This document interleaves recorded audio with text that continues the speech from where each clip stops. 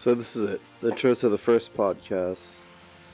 I sat down and I talked to author and musician Carl King. He wrote the book So You're a Creative Genius, Now What? And he released several albums under the names Sir Millard Mulch and Dr. Zoltan Obelisk. And we sat down and we talked about everything from the Illuminati to music and other aspects of creativity. So let's get right into it. This is his new album, Grand Architects of the Universe. We talk a bit about that, but I want to make this more of a free-form discussion to just talk about whatever and just centered around creativity in general. So here it is, the Carl King interview. Please ignore all the moments where I just sound incredibly stupid. I try to make it work by showing pictures to try to illustrate what I'm talking about, but I mean, this is my first time doing this. I hope it turned out good. Enjoy. This guy's great. He's a personal creative hero of mine, and I'm glad I got to talk to him. Enjoy. So, how's it going? This is my first podcast. I've never done anything like this before, but I've listened to a lot, and I definitely have a lot of questions and things I want to cover. How you doing today? I'm doing all right. Uh, just working on a bunch of crap today, and it's kind of cool to be interviewed here because I haven't been interviewed in a little while. So this is kind of neat. Usually I'm on the other end interviewing people, and I think I'm more comfortable doing that. But you can use up as much of my time as you would like, and I'll talk to you about whatever bullshit there is. That's cool. So I want to talk a little bit about 2006 specifically. What could you say about that year? The year 2006, I moved to Los Angeles at the end of the year in maybe October. I don't know what types of things do you want me to talk about?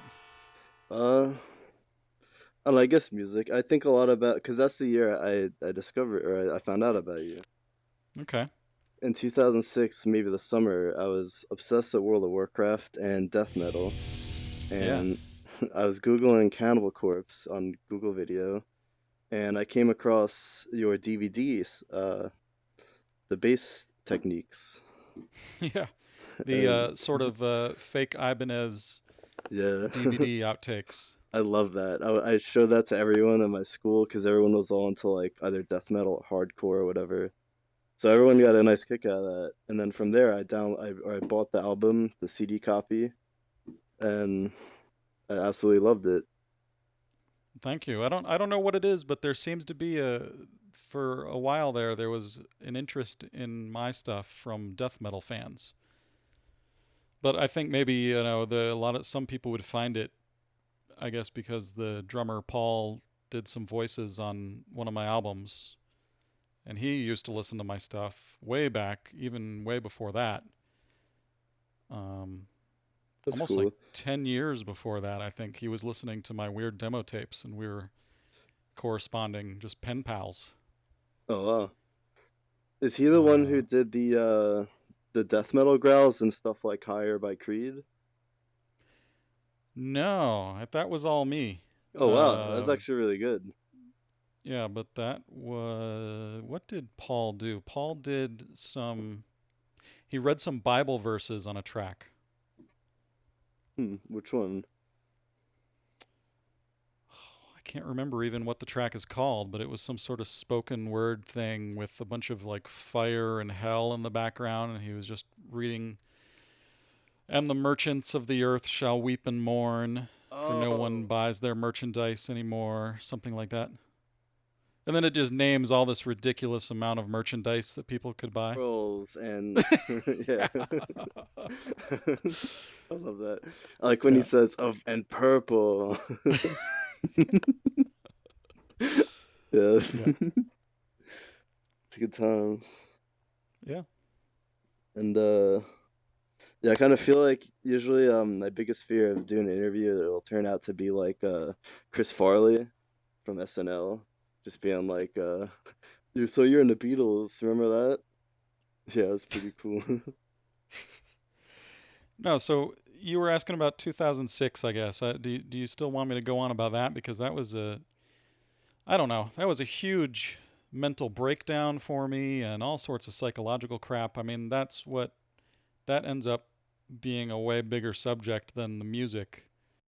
I feel like in a way I'm might be paralleling some of that in a way, and I feel like Hmm. I could definitely learn a lot.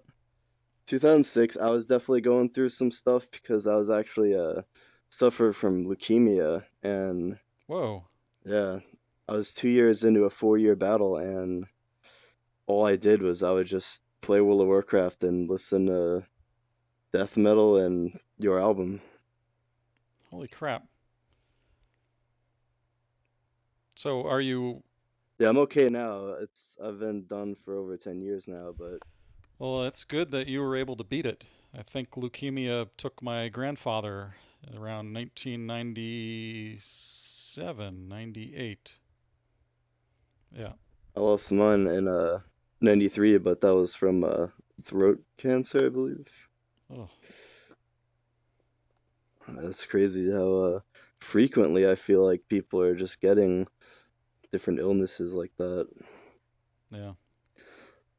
Especially, I always thought it was a geographical thing because on Long Island, where I live in New York, it seems like everyone's getting some kind of cancer or something. Well, I've heard it said, although I don't know if there's any science behind it or not, but that there was a lot of manufacturing going on in, Ohio, Michigan, etc., and that ended up causing a lot of cancer in the area. But I don't know. Around me is this place called Grumman, where they actually worked or allegedly worked on the Montauk chair. I don't know what that is. Oh, it's a whole conspiracy that this was a mind control chair. I wish I knew more about it. I just know there's these books about time travel and the Philadelphia experiment where they allegedly teleported a whole ship. I wish I knew more about this. Hmm. Uh, I wanted to ask you about. I remember you made a post that ever since you were a kid, you had a strong connection with aliens, and had some sightings and whatnot. Yeah, well, this is going in a different direction. Let's see. Was that way before 2006, like in the 90s? This started happening. This was way back when I was a teenager when it started, and I don't know if it was some form of it's possible I was just under a lot of stress, um, and having massive social anxiety and social problems. Maybe I was dipping into some schizophrenia or something at the time. I don't really know. Maybe the paranoia and all of the social pressure and the problems at home. Maybe that was combining to kind of I don't know. Maybe it was a little bit of a psychotic thing. I don't think you sounded totally crazy because I know a man, a middle-aged man who has convinced himself and a lot of people, and even me, that he's actually able to talk to ghosts, and he's a Yeah. paranormal investigator. And I actually got into a lot of the same kind of thinking that you got into, but instead of UFOs and aliens, it was ghosts. Hmm. Yeah. So I mean, I don't know. I haven't experienced anything like that in a long time, but it was a pretty constant paranoid side of my mind where I felt like there was someone else there, and I could sort of not physically hear, but I could sense these thoughts that didn't seem to be coming from me.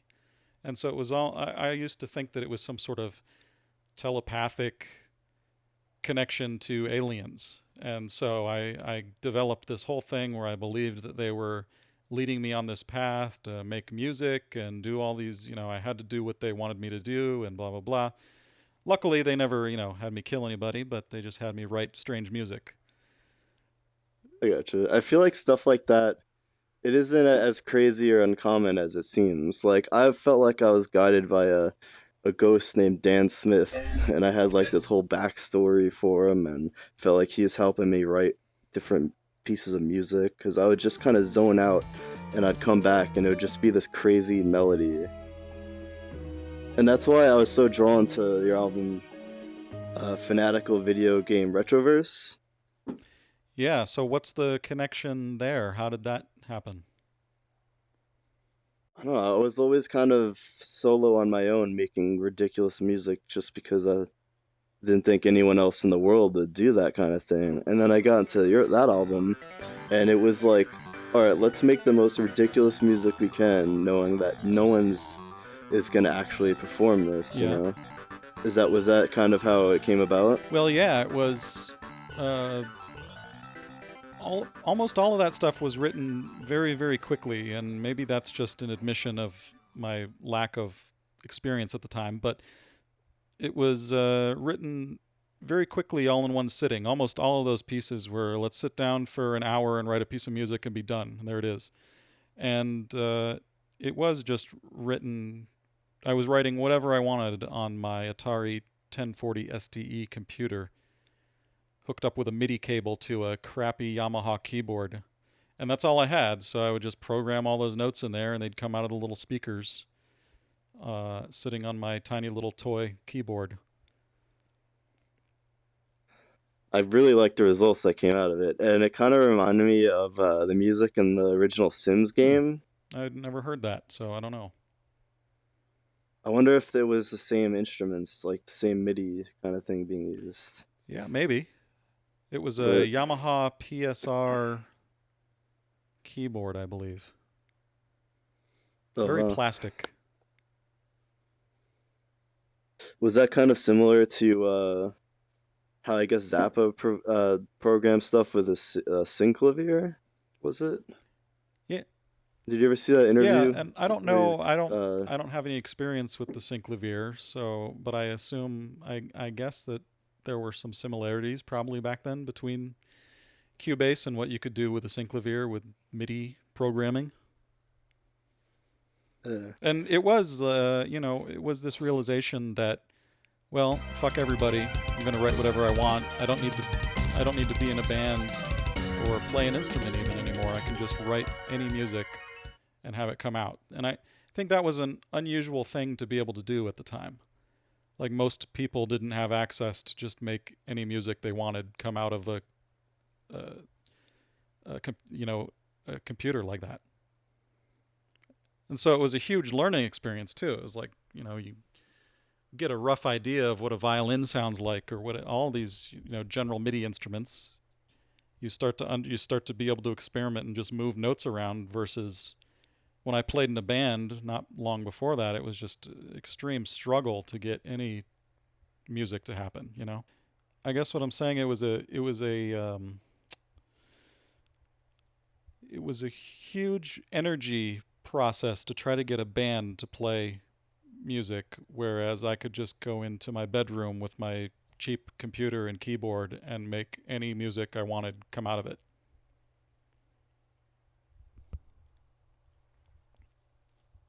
it reminds me of a Square Pusher interview where he was. You're familiar with Square Pusher, I've right? heard one of his records and I know the name. Did you reviewed one of his albums, right? Yeah, it was way back in the Ink 19 days when I was writing for them. Yeah, I remember I read that. I was really surprised that you would actually listen to something like that because that's more electronic than what you usually listen to, right? Yeah, I guess. I mean, but back then it was when Ink 19 would get a stack of records, they'd send them on to me and send me a stack of 10 of them or whatever they thought that I might be able to write a review of, and I would write my smart ass reviews. Probably terrible reviews too. I don't even recall what I wrote in most of those, um, but yeah, I do remember remember having that CD around way back then. I kind of feel like there's this type of music between Square Pusher and your stuff and just the heaviest and the crazy that kind of needs to emerge.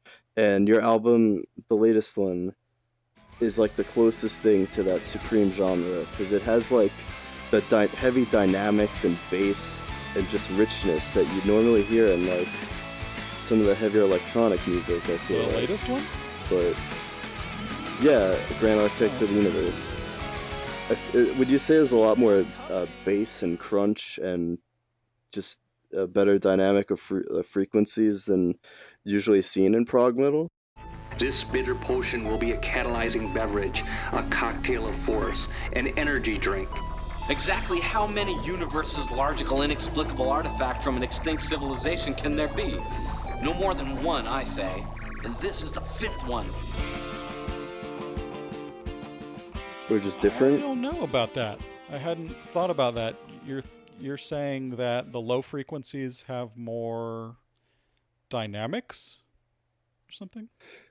Oh no, I mean the whole range of frequencies. Like I don't remember hearing so much like nice like uh belly rumbling bass and like something metal.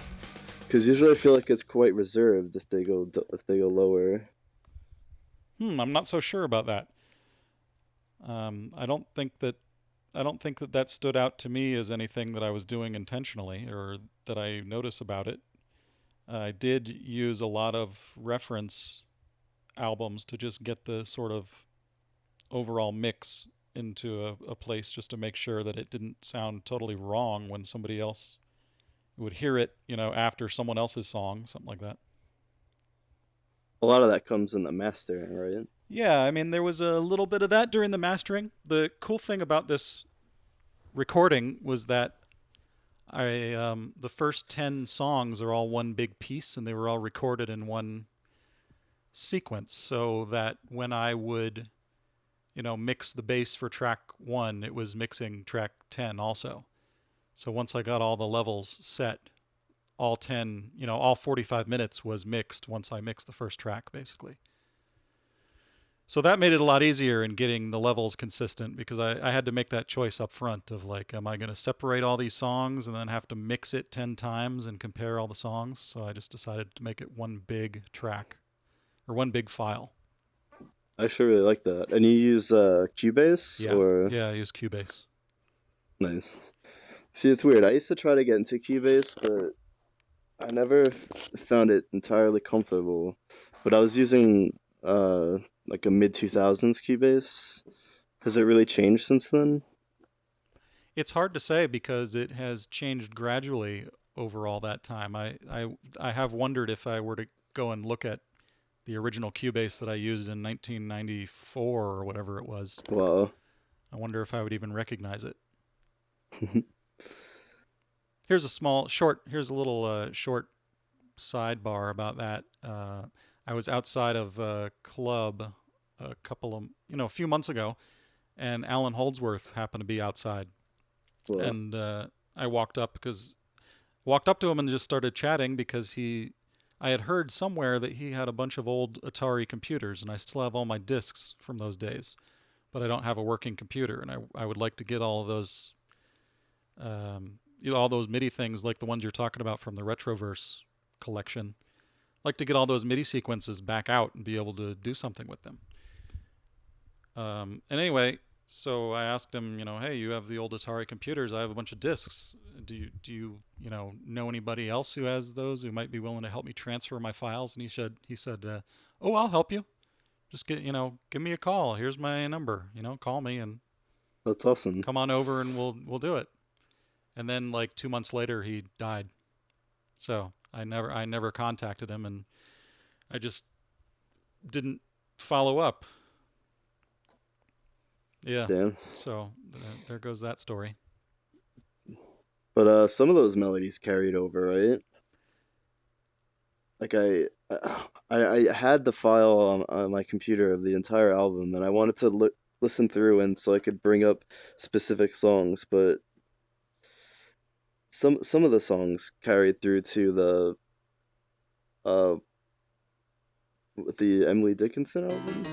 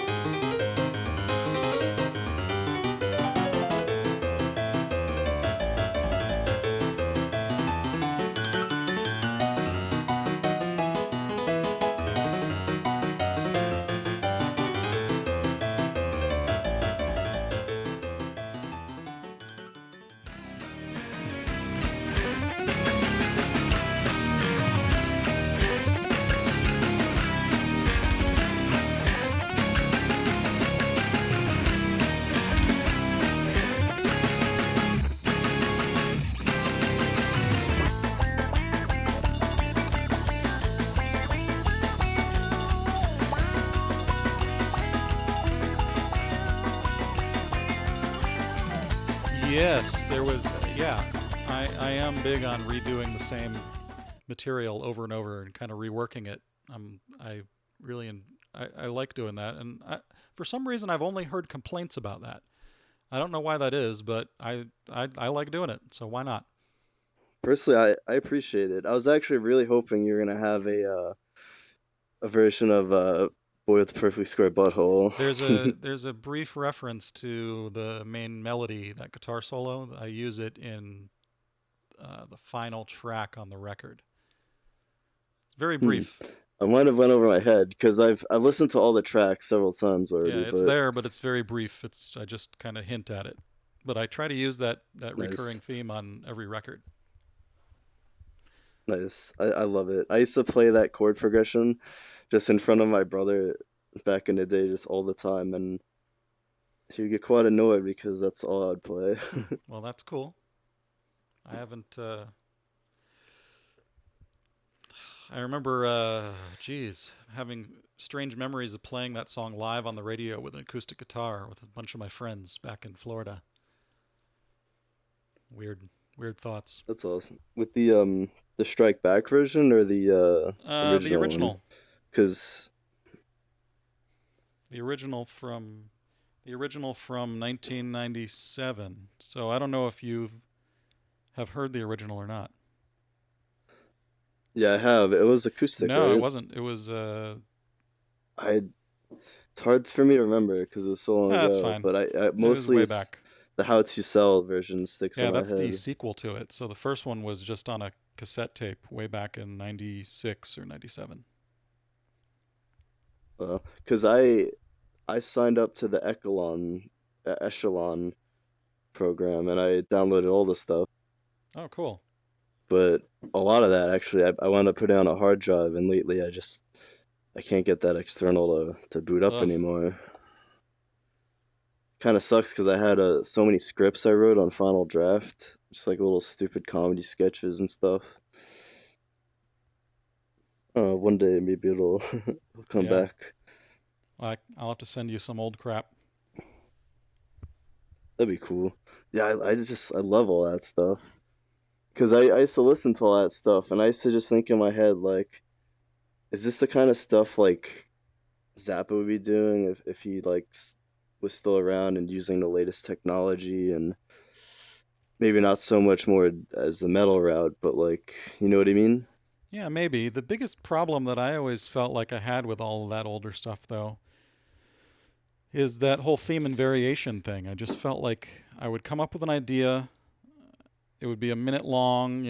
Like I said, I would do it in one sitting in like a couple of hours and be done with it and then move on to the next one. And I had a Uh, real problem with the anxiety of trying to, like, if I didn't finish it and export it, it was like, I have to get it done. I have to get it done. And if I didn't have the patience to sit there um, and work on it for a few days and make it a little better and make it a little longer. And so it was just like this constant anxiety and fear, which it was the total opposite this time around with the new record, where I just was able to work on it for 2 years or whatever and just keep stretching out those ideas and continuing on it and having the patience.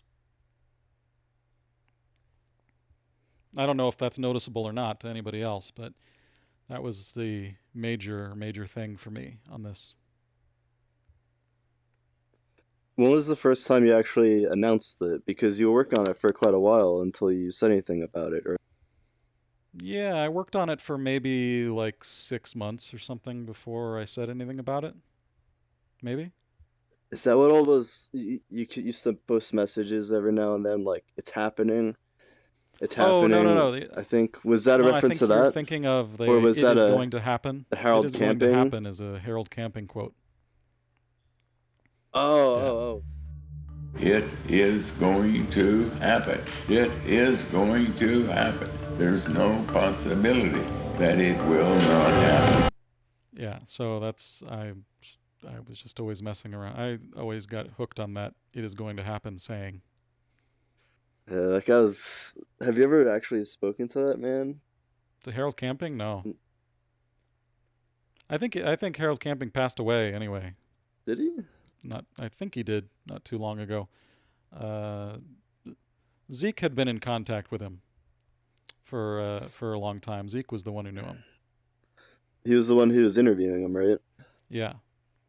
Yeah, that's really interesting because I worked at Home Depot at the time, and that's just one of those things that I guess when you work at Home Depot, everyone just talks about. Oh, so the end of the world is tomorrow, huh? It's just. Yeah. So did you get to see the movie?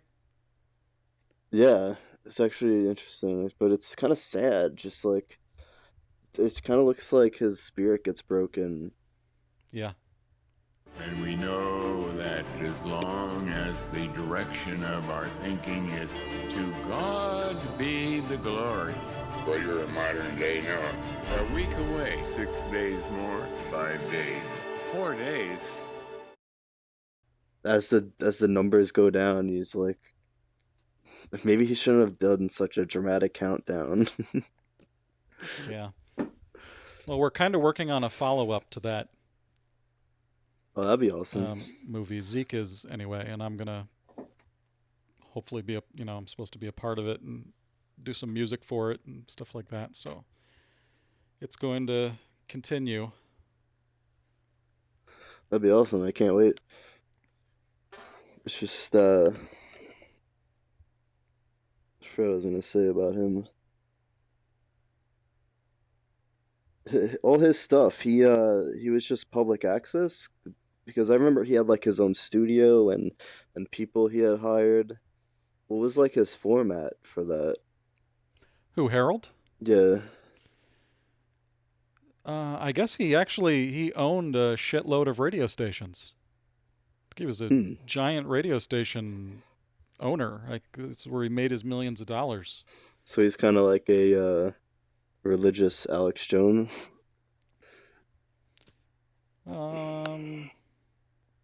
Yeah, I guess, but I don't think he was anywhere near as aggressive and that was a whole different generation. Yeah. Like I don't think he knew how to be one of those shocking outrageous people, which is a whole other topic of shock and outrage and everything it's bumming me out a lot lately. Yeah. What do you think about the current state of comedy? Where Current that's state of at? comedy? Yeah.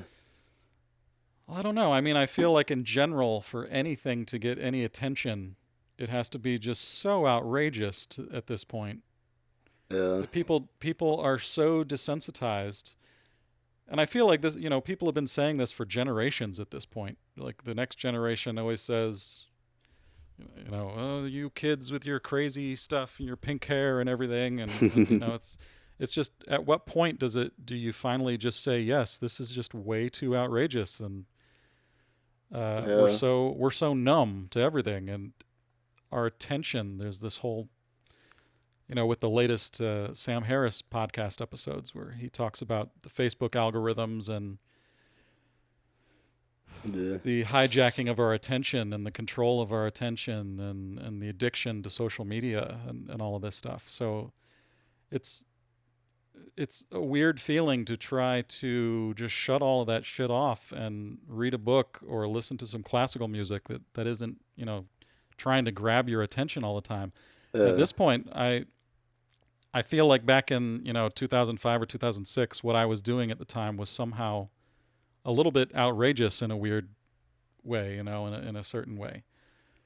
Um, but now what I'm doing is just so tame and not. Um,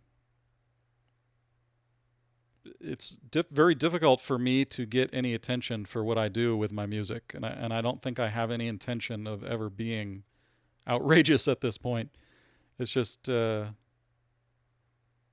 really feels like there's no chance for something like what I do to get any real attention with the amount of stuff that we're bombarded with the Trump and everything has to be at such a maximum level of outrage and insanity that exactly. It's I such a just crazy time right now. Like yeah 2005, I think a lot about that in terms of comedy because that's when we had Andy Milonakis show, and hmm you ever watched that on MTV? I saw a little bit of that a long time ago, but it's like at what point are comedians going to have to strip down naked, light themselves on fire, and have sex and shoot themselves on stage to be able to get attention? Like, it's just, how do you get attention for anything now? Exactly. I was listening to Tom Green saying that his influence was like David Letterman. Yeah, And then you go from that, and then you have him who's like drinking milk from a cow and going, "Oh, milk," and this crazy stuff. yeah. Where do you go from that? Like, what are you supposed to do now if you're not? What's left? Uh, I got insanely inspired by this YouTuber. It goes by the name McJuggernuggets. Have you ever heard Hmm. of him? No. He got big by he had this series where he'd make videos like Psycho Dad breaks Xbox or Psycho Dad does this, and people would tune in to see what crazy stuff his dad would break. It was all fake and everything, but he had interwoven this crazy deep story. Like he had his parents pretend to have a divorce, and they had Hmm. his parents do all this stuff just in character, and it got so out of hand, like so crazy that the finale was him pretending to shoot his dad. Yeah. And now he's doing a story where he's saying how he can't top that and he can't figure it out, but his character is like going off the deep end, and now his character is like doing cocaine and beating people up. It's just I don't things are just getting crazy. Yeah. What's the name of that comedian that interrupted Alex Jones at the Trump Oh, at the uh, Republican? Eric Andre. Yeah. Some of that to me is really, really funny, and then some of that gets into that point where I'm like, all right, this is just too much, and but Yeah, I got you. am I old now? Is that what has happened? I don't know. I Maybe. think in this day and age, there's just not a lot of things to laugh about. Maybe Yeah. it's sad because I like a lot of comedians, and I watch these comedians now, and it seems like the ego of Trump has just consumed all of comedy. So any comedy club I go to, it's all Trump jokes, and any podcast and anything. It's Yeah, and not interesting. only that, but the person that is going to eventually replace Trump is going to have to be even more outrageous and crazy. I wonder if it's just gonna be a different celebrity, and we're only gonna have celebrity presidents. Yeah, at this point there's serious talk about The Rock running for president against Trump. And I think Michael Moore even supported that idea. So we're entering and it's I Well, don't know. I don't know what to say. how many presidents have had television catchphrases before? And now we get to have two. He's got to have a speech where he just goes, "You know what I'm cooking?" Yeah. But I don't know. I personally, I really liked Ron Paul and those guys. They seemed like they knew what was going on, but I think people are just not seeing what's really going on, maybe, if that makes sense. Well, it can be difficult to figure everything out at this point because there's so much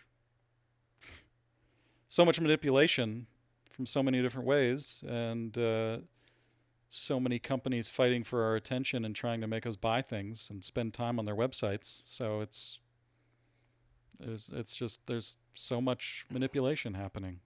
And now it's like I don't even know what news source to watch anymore. I wish there was a website that was just facts. It's just a list of what happened and no opinion on why it happened.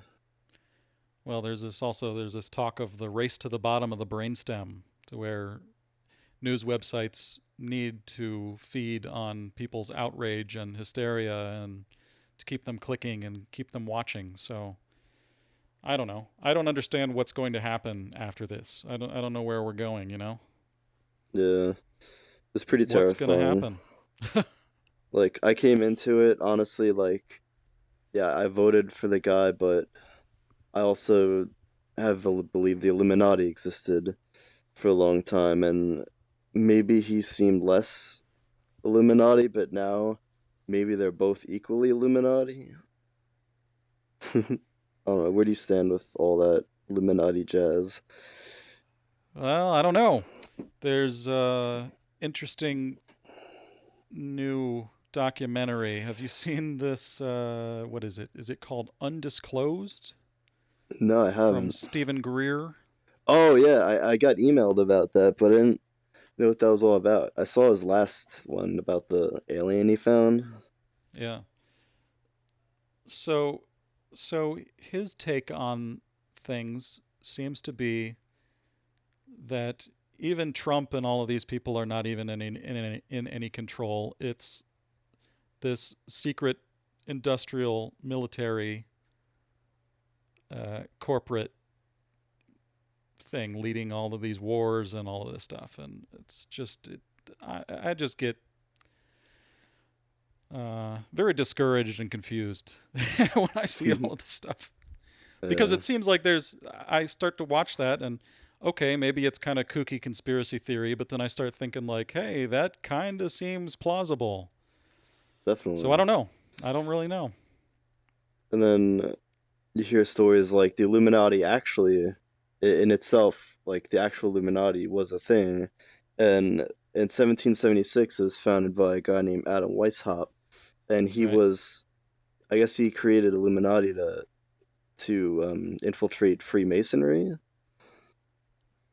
and I don't know where it becomes eyes with pyramids and hiding it in every single movie, but maybe there's a bridge somewhere that Yeah, I bridges don't that know. gap. Have you ever hit a Illuminati eye in any of your work? Have I hidden one? I don't think I really hid one, but I did have one Oh, on. that's right, in the How to Sell album, right? Well, there was one in there, and there was also one in the Yasmin Bleeth album. I don't know if you have that or saw it, but there was one of those in the artwork. I'm trying to think, cause like I see the album in my head where it's like she's sitting in the diner by the table. I think she was wearing an eye in the pyramid necklace or something like that. Yeah. Yeah, I gotta go back and look, but I remember specifically it was in the corporate sales pyramid in the graphic on the Yeah, I sleeve. don't remember what it was called, the all-seeing eye of social metaphysics or something. Yeah. I listened to a lot of that, and then I actually revisited that again a couple of weeks ago, a couple of years ago, when I was telling you how I got involved with that the Wall Street wannabes, Oh and yeah, what was that about? I had watched Wolf of Wall Street, and Oh yeah. I I looked up on Craigslist. They were looking for stockbroker trainees, and they legally wanted me to use a fake name and a fake company and say a script like, "Hi, I say my name was James Leahy, which is the guy from the show Trailer Park Boys." Ah, So I used to call up, be like, "Hi, my name's Jim Leahy from Global Securities," and I used to go into the whole script, but I was awful at it, and wow. I used to just reach a lot of people from the South, and the most common response was, "Listen, bud, you got the wrong idea." Not too well, but Well, what's crazy about those sorts of things is it ends up working if you reach enough people. There will be, a small percentage of people that'll be, "Yep, I'll take it." yeah, it's funny because like the people that were like, "Oh man, I got North Carolina today" or whatever, they were like doing fake accents. Yep. Yeah, I did the same thing for a little while. I worked as a telemarketer and try to talk in a little bit of a southern accent when you call different states. I tried a little bit, but I just felt bad. Like, Oh yeah. it's just so interesting. Like, the techniques alone of just how to get past the secretary. It's just, oh yeah, pretend, use a first name, pretend like you're a friend. Oh yeah, let me talk to Bob. Oh, why do you want to speak to Bob? Oh, I have a package waiting for him or something like that. Oh, what package? And then you say, oh, the tax forms. And if they say, oh, what tax forms? You say a certain kind of form they wanted me to name. And then if they ask about that, they say just hang up. I It's like almost after so many times they keep asking, and finally they'll just run out of questions. that's what they said, and I almost talked to the CEO of Showtime, but he wasn't around. I talked to his secretary and the CEO of the Washington Redskins, or the owner. But I just got to the secretaries. Yeah. It's so crazy. Like the guy next to me, he'd be like, "You motivated by money?" And he'd pull out a paper that shows that he makes $32,000 uh bi-weekly or whatever. Wow. And then oh, man, it's people, they just they operate on a whole different level. I don't think I don't know if it's the best level maybe. Yeah. Because how happy are you when you're just making that money, but you're not really doing anything creative with it? Yeah. You sometimes realize that these people end up just sitting in a little office dialing phone numbers for the rest of their lives with a bunch of money. Maybe they have a couple of Ferraris or whatever, but They tend to not be the most stable people either. uh, like Jordan Belfort. Yeah. Apparently, he's in trouble again. He's basically doing the whole thing all over again in Australia.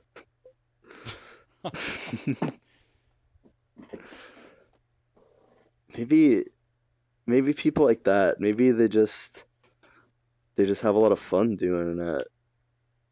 It's how well can they manipulate their voice to sound a certain way and use buzzwords, and it's Oh, interesting. definitely. It's I don't think that they're necessarily motivated by money. I think it is an addiction. And so many of the people out here, this whole LA thing, there's so many people who want to be, supposedly make it and be rich and famous, but they constantly do things that show that they're not in it for the money. They blow through money like crazy. Any chance to get money they get, they blow the money, and then they Well, always will trade in the money for fame, and they want attention and fame. And it's just this endless cycle of trying to be famous. well, So it's weird. So then you have all of these people and companies who know this and then design products and take advantage of the people who are willing to trade in money for fame to make themselves feel more famous. that's So interesting. there's this whole other secondary interest, it's like secondary industry taking advantage of people who are trying to be famous. Yeah, It's kind of weird. it's almost like the industry that's taking advantage of people who want to like do anything creative. Almost, you walk into a camera store and you see all these overpriced camera equipments that just slap the word pro on it or professional, and it's Yeah. weird. Yeah, software and everything. But the thing with the people out in LA is that they'll really go all the way. Uh, They'll do anything for fame and attention to feel validated and feel like they're really doing something. Heard it's common for a lot of them to end up like dressing up on what's that? Is there like a main street where people dress up in crazy costumes and try to get money for photographs, people. Yeah. Yeah, Hollywood and Highland. Kind of sounds like Times Square, New York. But at least those people are getting paid something, as far as I know. They're getting paid some cash to take some photos. A lot of these music people are just working for free, just begging for attention and Yeah. validation, which is like a broken person who needs that kind of thing. Which I understand because I was that way when I came out here. Uh, So I guess that kind of gives me. That's why I make fun of it so much. I like it though, because it spawned at beneath the imaginary city, right? Yeah, that Dr. Zoltan stuff. What are you referring to specifically when you say that? That was it like an interactive story? Yeah, so you followed that. That's cool. That's funny. Yeah, I was really interested to see where that was gonna go. Cause Yeah, that was so funny to write that thing. Me and Will Mayer wrote it, oh and I nice. was dying laughing at that. It was so fun to write. I was like I don't know. It was such a catharsis to make fun of everything in LA and do that little thing. And then Will got some really negative feedback from some of his friends from it, and then he didn't want anything to do with it, and he didn't want to write it anymore. And I just thought it was super funny. Yeah, I really enjoyed it too. I wish I could reread that. Do you have that somewhere? Yeah, I must have it somewhere. I'm sure I have it. I could probably post the flash file again somewhere, get access to it. That was some really funny shit. At least I thought so. I really enjoyed it. I remember that's also when you had the big story on was it Morgan Ogren? What You what had big story? you had like a big write up about how he drawn with Zappa and I think you wrote about maths. I don't know. I might have way I don't back. I don't think it was like just an interview. I think it was like a nice write up, and I think that's how I found out about that guy. It's possible. But yeah, I'm just imagining in my head what that whole Echelon website looked like, and then you changed the name, right? I kind of messed around with some other names for it towards the end there. Join the secret club and join my cult, and then I ended up just I think shutting it down. I still have the cult bumper sticker. Oh, nice. My cult is an awesome cult. Yeah, and I wear the Norway shirt all the time. Wow. You should send a picture of that. There's not very many of those left. I remember that was the last one sold. I remember you posted you had an XL one, and I saw it and I was like, I want it because I didn't have any similar mold shirts. Yeah, I don't know. I mean, I haven't seen them around in a long time. I don't know if there might be one in my garage somewhere in a box buried somewhere, but I'm not sure. But that's cool. Those were from way back, maybe 3 months before I did the How to Sell release. I Oh wow, printed up like three different weird T-shirt designs and sold them. that's awesome. I remember I showed someone from Norway, and they loved it. They like they took a picture of the shirt and they made it like their Facebook profile. It's funny. Yeah, that's really cool. I was kind of doing similar stuff. I I printed two whole T-shirts of my band, but it was just a one man band, and it's like a fake little death metal project. Almost don't want to say the name because of how incredibly stupid it was. It was Field of Dead Babies. Field of Dead Babies. Yeah, you remember how people always Wow. used to try to outdo each other with like the grindcore names, Yeah. like, and it was specifically grindcore. I guess that's a genre where you don't have to pay attention to the timing or the notes or anything. You just make Really. a bunch of noise and say it's grindcore. I see.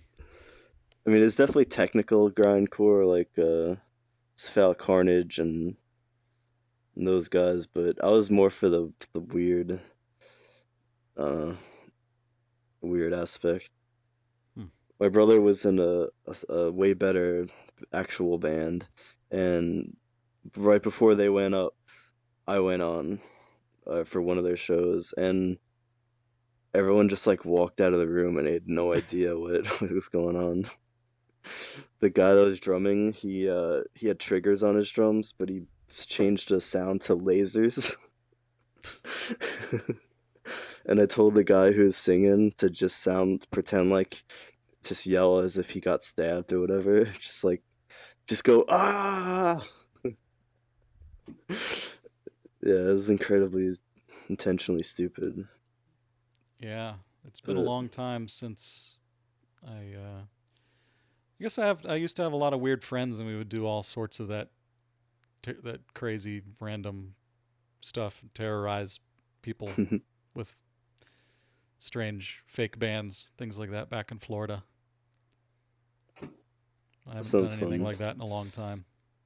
Now the closest thing I do to that is I just make electronic music, but I can't settle on a name, so I just have like 20 different names for different SoundCloud pages. Because it's a lot easier now when you could just open up a SoundCloud and just start uploading. Because there wasn't like a good place to just put your MP3s to be listened to, right? That's true. It seemed like for a long time there wasn't a really good audio player, and once SoundCloud came along, I really enjoyed using that. You know what bothers me though about SoundCloud is if you like a track, then it will start playing automatically all the time as you're playing stuff. Like you'll listen to something else and suddenly it'll go back and play that track you liked. So now I don't want to like tracks because I don't want to end up hearing it every 5 minutes because it like puts it on autoplay. Yeah, like a related track or whatever. Yeah, but it'll just bring it up all the time. So to where you just there was somebody's track that I liked a while back, and it would just keep cycling back to that after everything that I listened to. Hmm. I'd go listen to some new random thing, and immediately following that track, it would go back and play that track that I liked. And I got so Uh, sick of that thing coming on, but I didn't want to unlike it because then I'd feel like a jerk. So it was like, oh, this is a flaw in the uh, software here in the algorithm. I know what you mean though. It's like one thing on iTunes or whatever in my playlist, and it just keeps coming on, and it's like, oh, I don't want to hear this anymore. Yeah, YouTube does the same thing. With their related content on the sidebar, right? Yeah, someone will send me some random YouTube thing and I'll click on it, and forever after that, my algorithm is just like constantly wanting to show me whatever is related to that random thing I clicked on. Uh, Now mine is Like, oh just man, it's flooded with lo-fi hip hop. great. It's interesting. I don't even know what I could have listened to that would spike that genre. It's interesting. Maybe just YouTube really wants me to listen to that. I wonder if we'll ever get to the point where they could really analyze everything you like and then just be like, you know what? You're gonna like this and just be 100% accurate. I wouldn't be surprised if they can eventually do that. It seems likely. How familiar are you with the singular or simulation theory and all that? Simulation theory? Yeah. I guess I'm not familiar with it. I was hearing about this mostly in 2015 when I guess everyone was talking about this discovery made by a Professor James Gates. Where I'm gonna get this horribly wrong because I myself am not that smart, but they were talking about how they found computer code like found within these math equations that represent the universe, and it's like a very specific computer code developed in the 40s.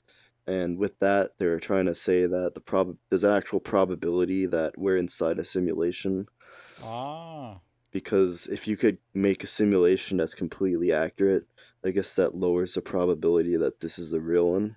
yeah, And with all this other data they right. accumulated, Yeah, The, I've heard something about this. Yeah. I think Neil deGrasse Tyson was talking about it at some point. Hmm. It's a lot to think about.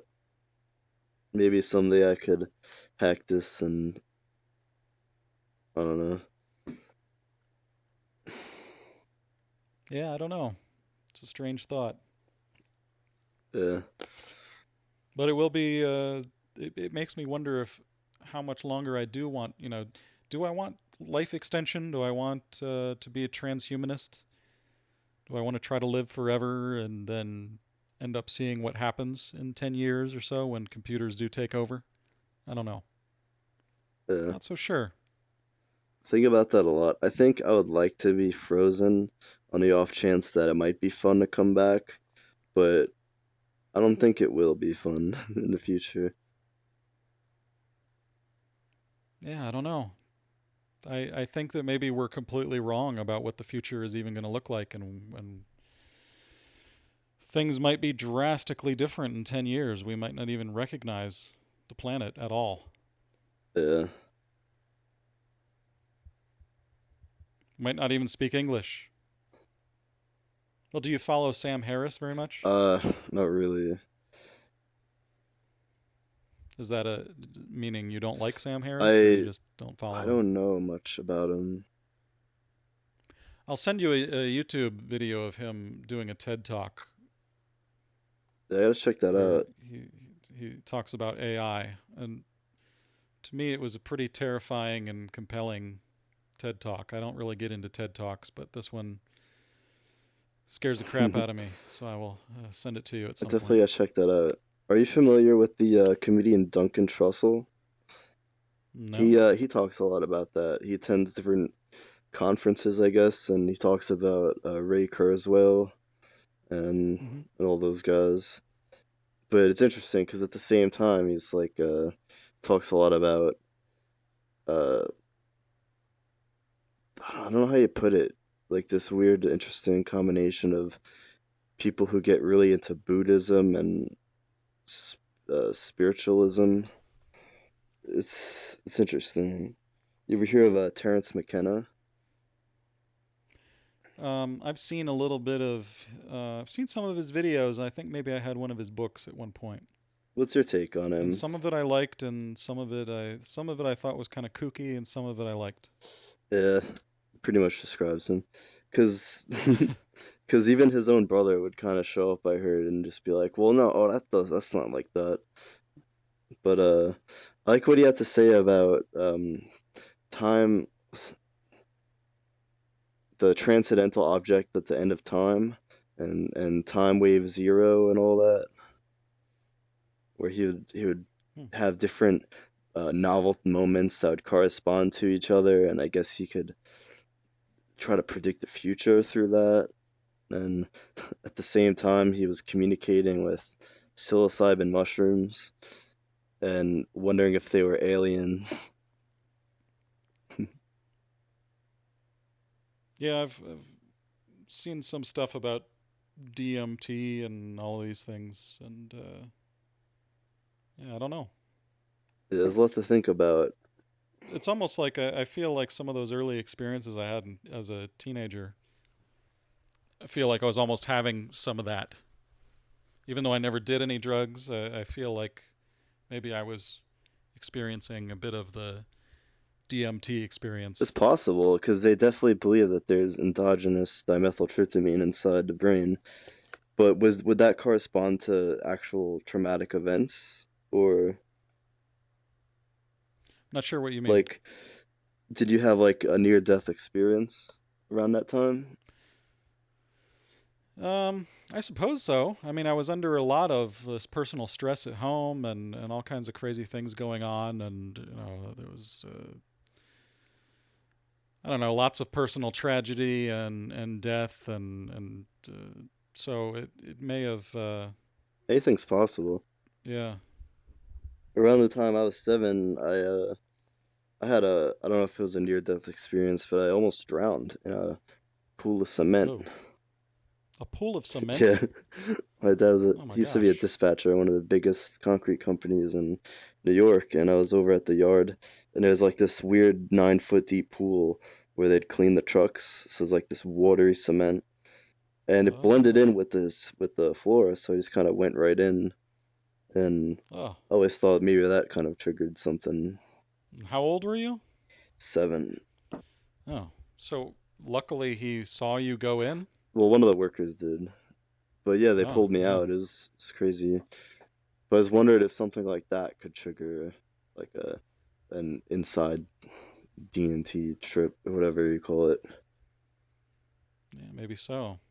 And before that, I was going through a lot because I was one of the kids to get Ritalin at the age of 5.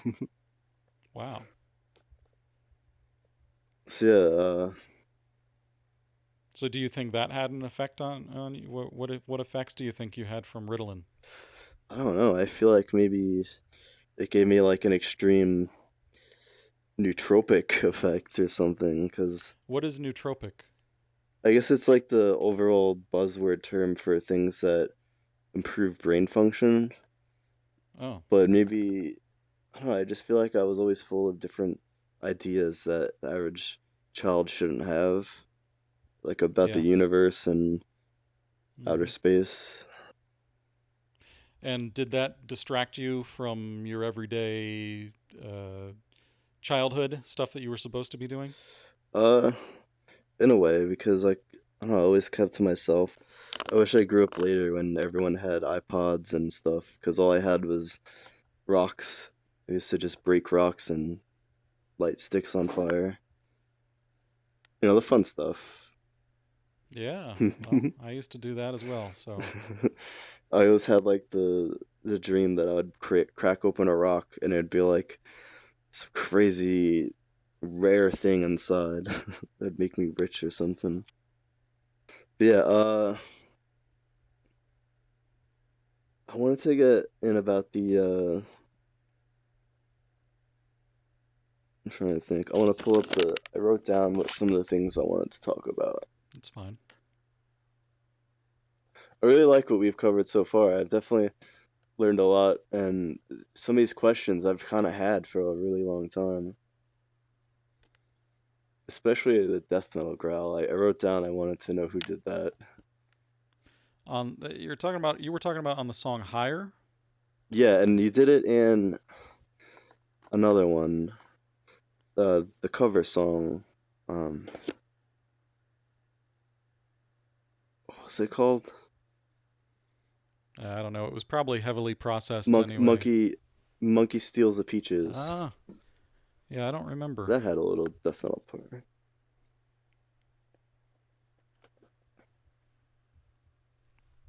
Let's see here. So I'm trying to peek under my VR headset right now. I don't know why I'm still wearing it because I haven't been able to actually show anything in the VR because for some reason the mirror stopped working No and problem. I've just been looking around space. Yeah, I'm actually gonna take this VR headset off.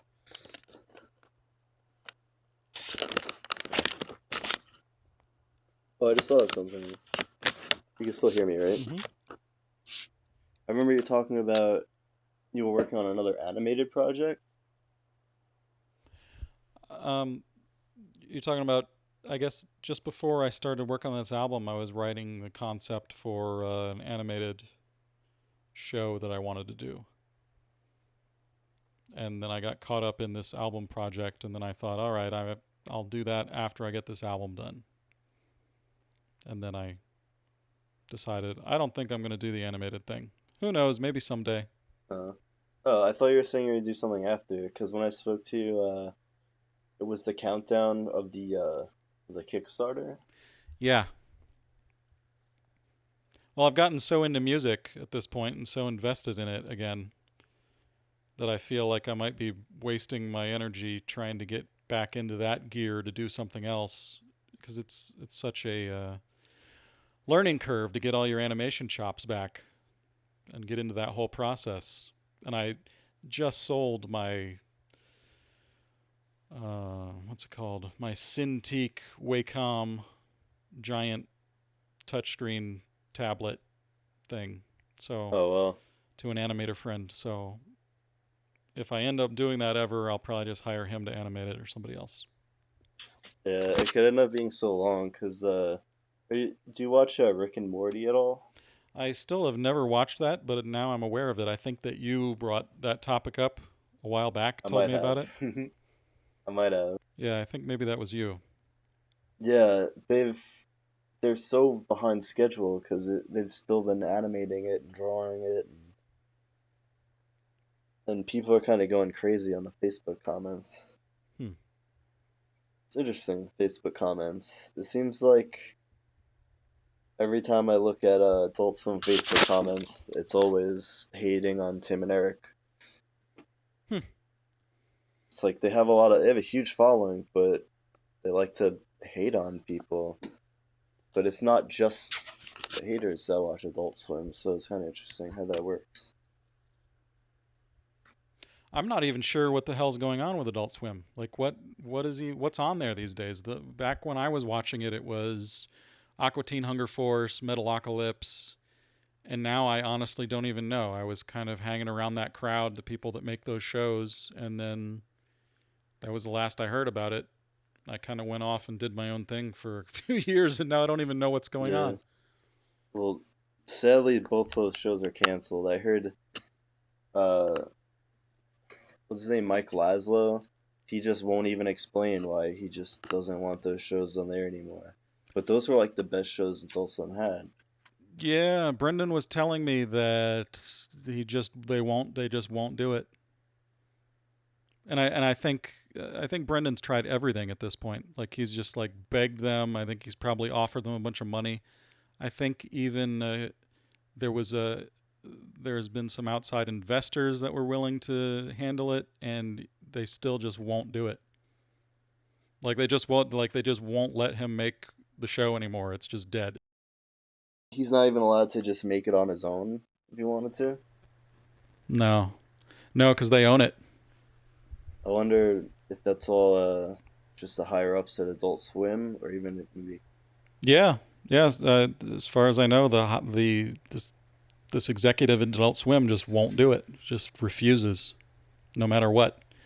It's even like, here, let us just hand you a bunch of money and we'll make the show. You don't have to do anything. Nope.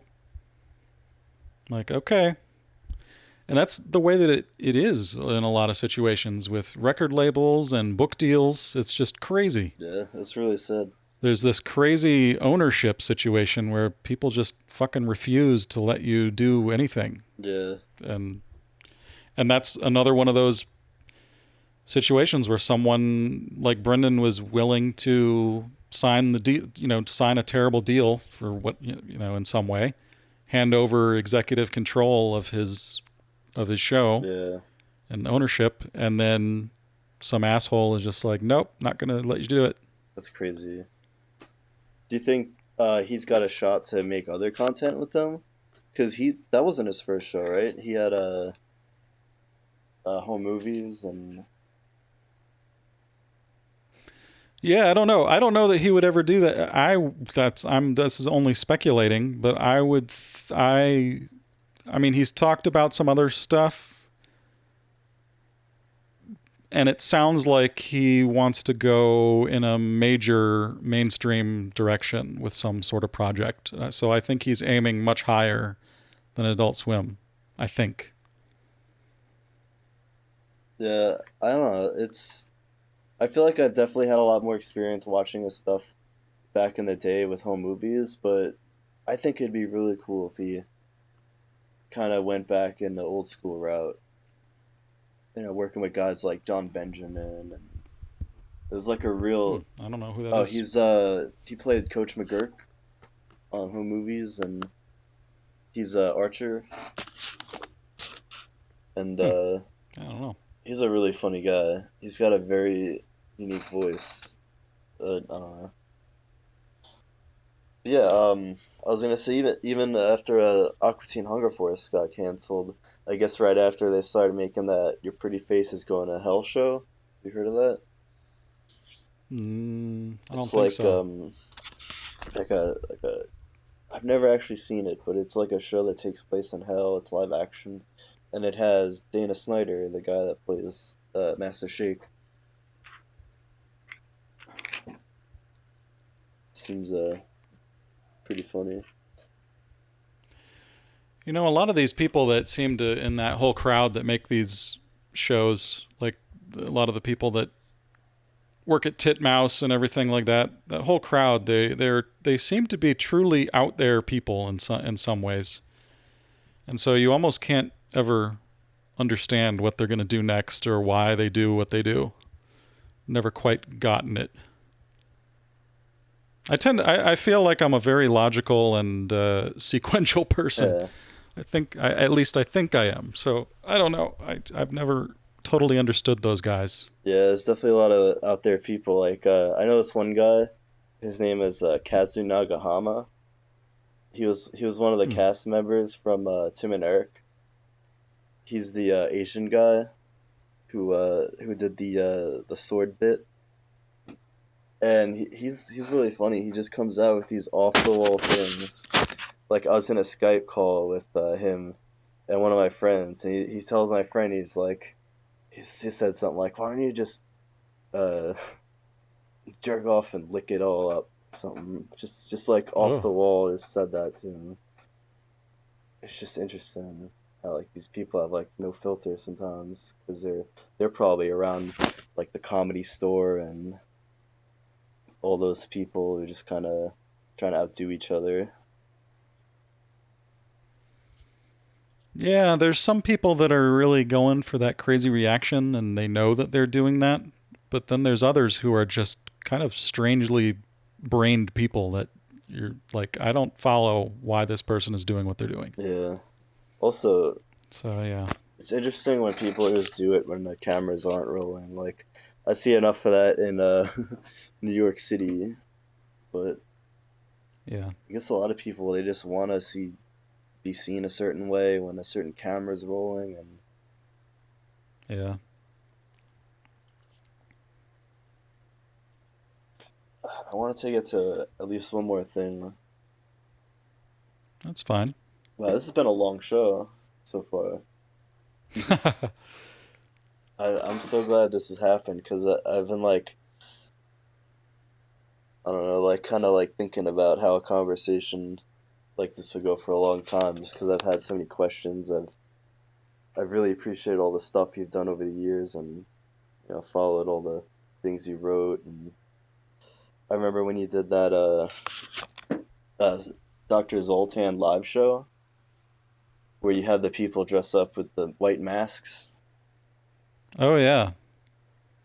Yeah, it seemed like a lot of fun. I wish I could have gone to something like that, but I'm just stuck in here in New York. Yeah, that was with Marco Miniman. I somehow convinced him to drive from San Diego and dress up in that goofy white outfit and do that. And when we started the show, we were like the opening to the comedy show, and they opened the doors as the drum solo started. So they open the front doors and people start walking in as Marco Miniman's up there doing a drum solo in a crazy white suit. And nobody even knows who Marco Miniman is, or even knows it's him anyway. It's awesome. And that was weird. I mean, ended up, most of what I do ends up feeling like a huge failure at the end. It ends up being a bummer. It really felt like it didn't go over well. I don't think I sold any merchandise. And then at the end, it was like, oh man, I just spent, I had to pay Marco out of my pocket. And then I think I just was kind of blew a bunch of money on Doritos and snacks and outfits and costumes and getting people to come and help me film the thing. So it was like a big way to spend a bunch of energy with no result at the end, other than having that weird video and then having some weird dude like you see it and be like, hey, I remember that.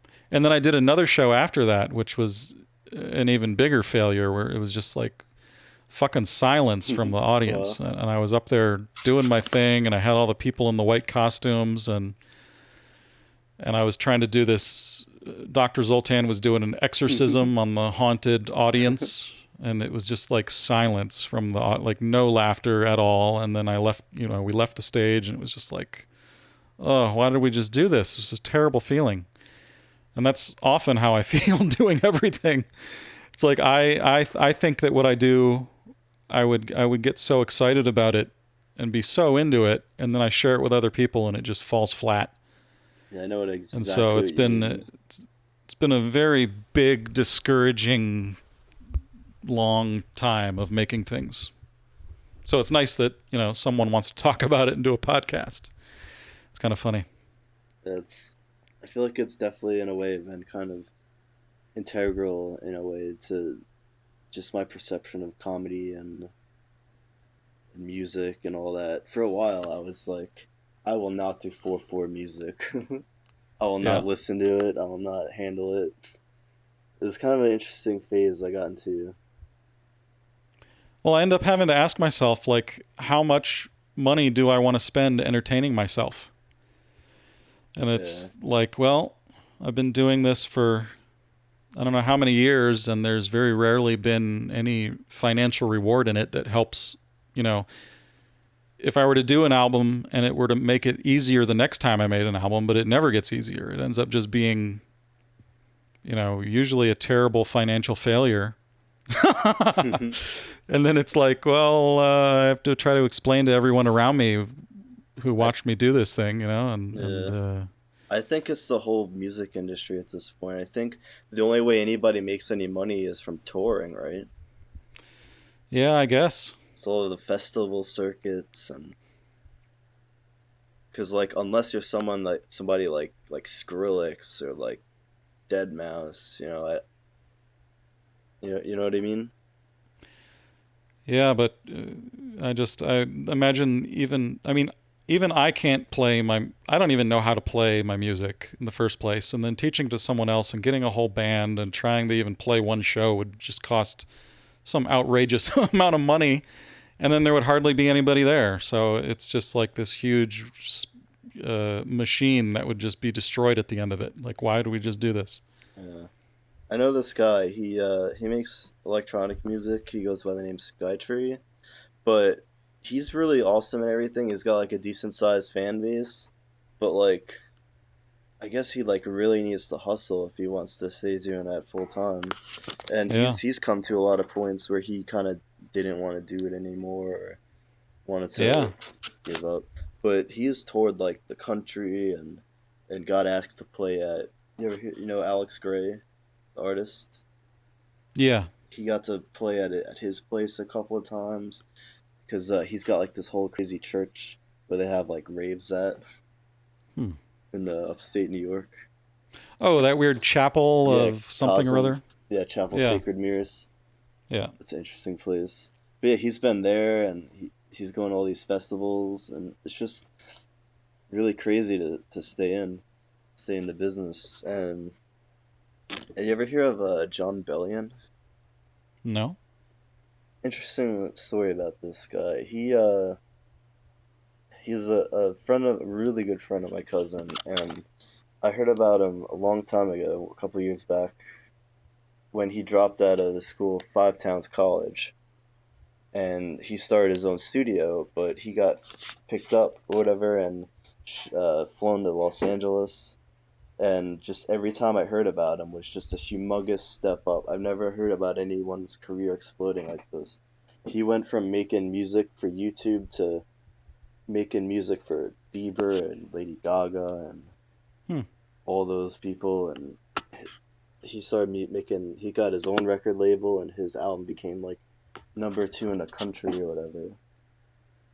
But it's just interesting. How like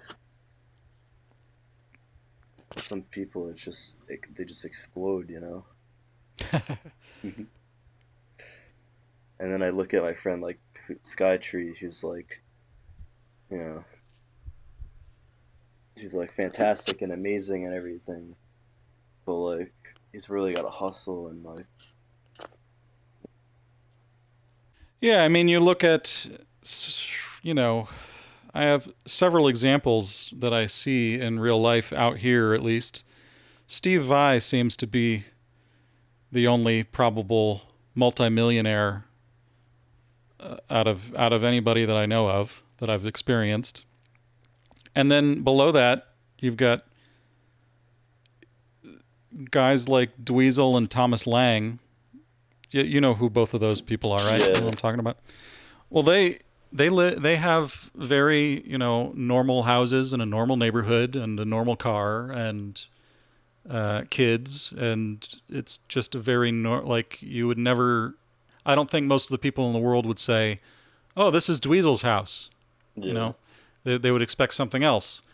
But you see, like, Dweezil is completely committed and working, 16 hours a day for his entire life. He's just at it all the time, and he's a model of perfect health and keeping himself fit and getting enough sleep and working out and practicing and has his shit together.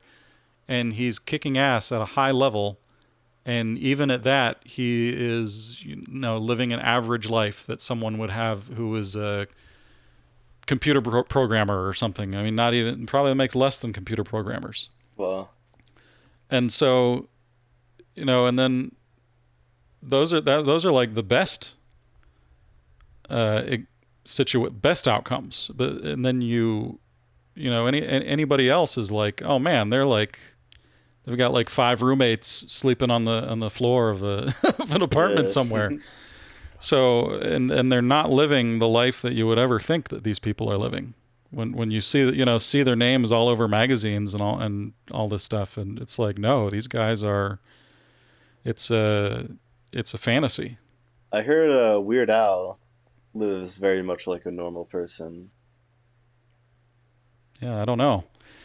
I mean, then there's also I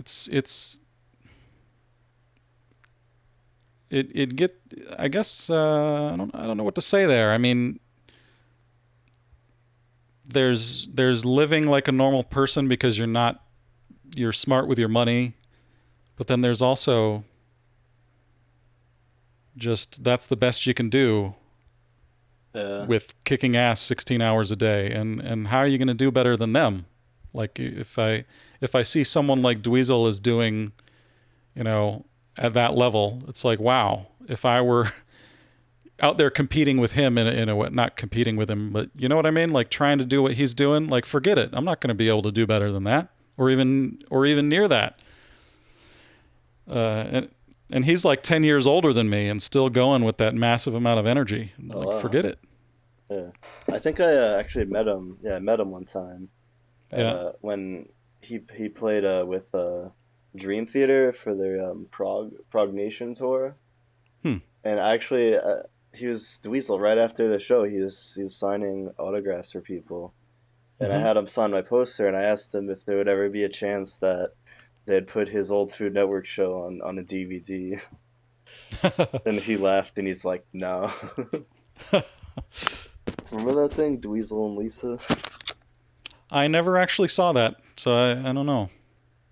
But he's a super nice guy, and like out of anyone that I've ever met out here and worked with, he's the most normal dude that just doesn't, it's just, I don't know.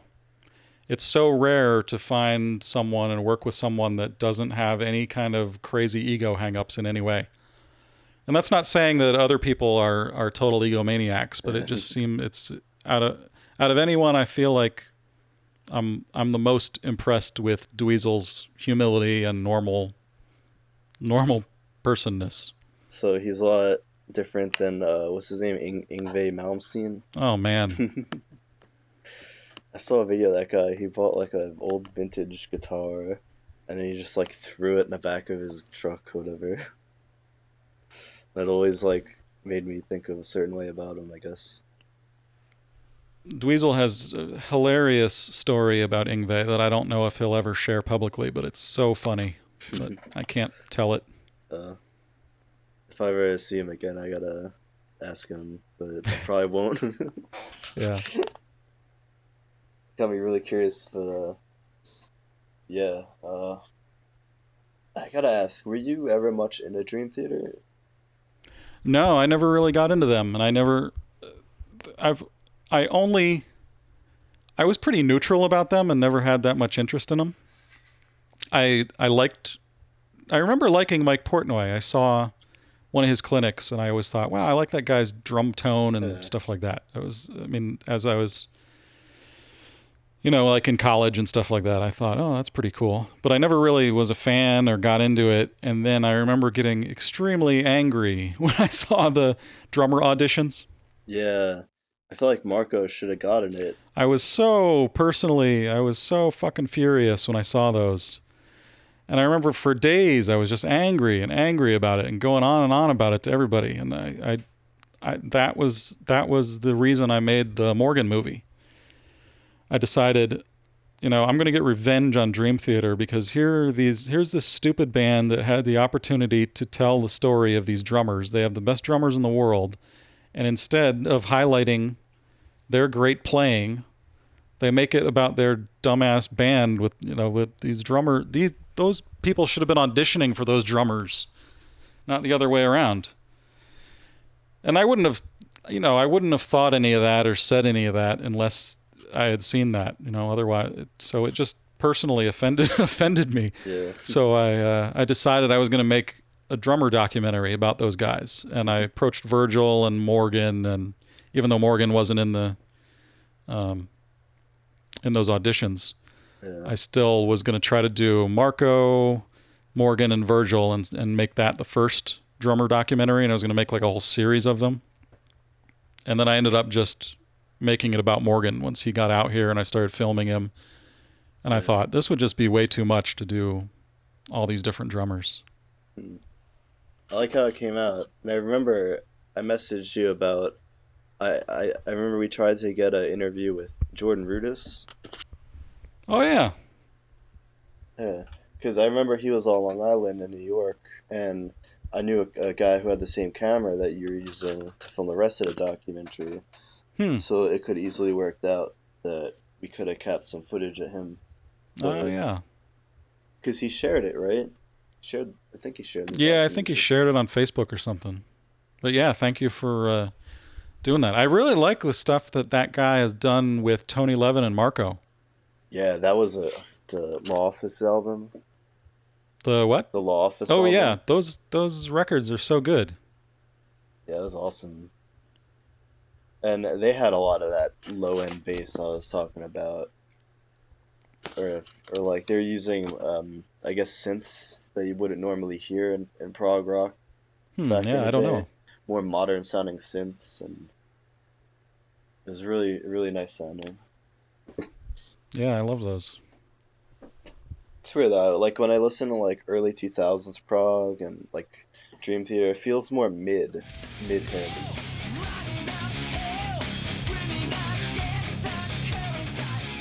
But the stuff that I've been hearing lately is a lot more dynamic, like I said.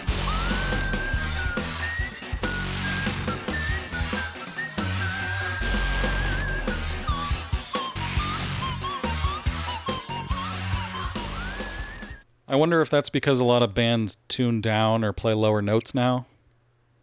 I was thinking that people might have been influenced from electronic music, because those same people with all those bands at the festivals, they probably have to sit through like Skrillex and Bass Nectar and all that.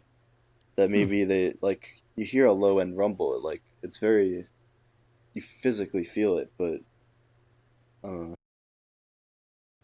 I remember back in the day, there was a Cephalic Carnage album that used to accent certain notes with like a low end rumble. But that was like the most.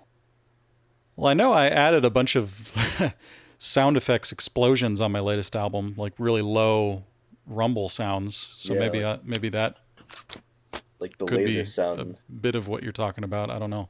Yeah, there was one song, I forgot which one, where it's kind of like a dubstep sounding synth. It was like a real. This bitter potion will be a catalyzing beverage. During one of the breakdowns. On my thing? Yeah. Let me try to find that real quick. It was like a really interesting sound. Exactly how many universes, logical, inexplicable artifact from an extinct civilization can there be? It's like you watched the Rogan Experience? I have before, yeah. Yeah, I'm a big fan of that, so I guess it's kind of formatted like that in a way, where it's just like a free form conversation. Yeah, sounds good to me. I really like all the little voice clips and everything, I'm glad those worked out. because it's quite abstract, I guess. Would you say? Yeah, it doesn't follow a set story. It's just supposed to give you the impression of a story. Yeah, I really like it. And what's his name in the American American movie? movie. Yeah, Mark Yeah, Borchardt. was that kind of inspired by like Carl Sagan, the way he was talking? Not that I know of. Because like it kind of has like an effect on it, right? It's EQ'd to sound like a recording. Yes, I tried to do that with a bunch of it to varying degrees, but mostly on his, I left this sort of futzbox effect on his voice. Because he was supposed to be giving a monologue or like a radio address or something like that. It made me think of like an old tape that was like Yeah. discovered, like watching the old uh Cosmos show or something. Hmm. Like when he goes, that's a lot of zeros. Yeah. That reminded me of I don't know, like a Cosmos type thing to say. Hmm.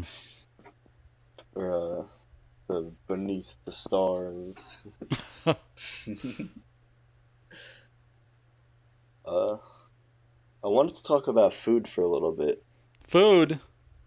Cutting way down on carbs these past several months. I've been doing really well.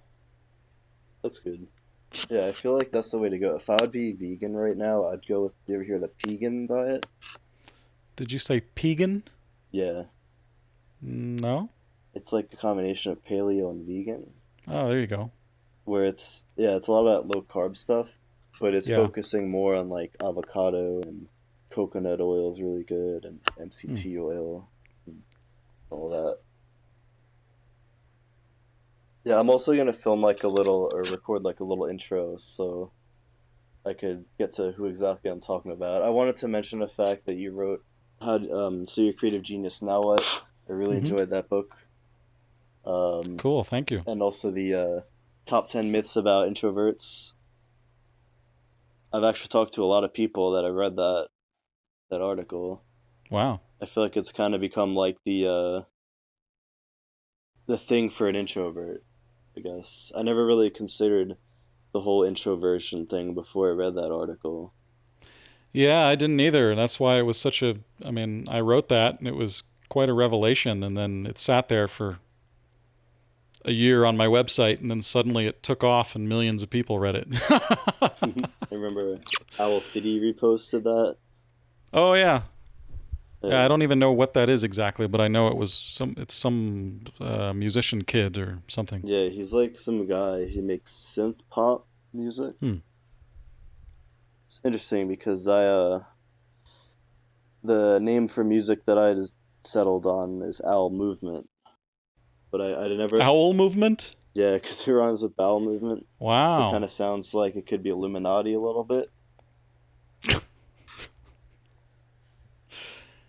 That's funny.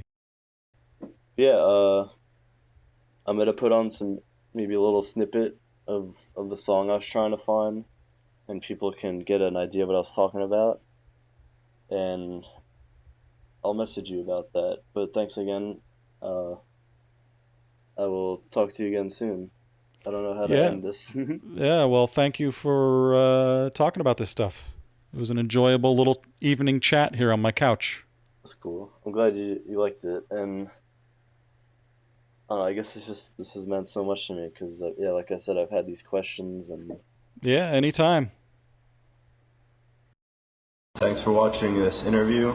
Buy his new album. It's on iTunes, it's on Amazon, it's on Bandcamp. It's called The Grand Architects of the Universe by Carl King. And subscribe to his Patreon page. It's patreon.com/carlking. Thanks for watching. Stay tuned for more episodes of this podcast.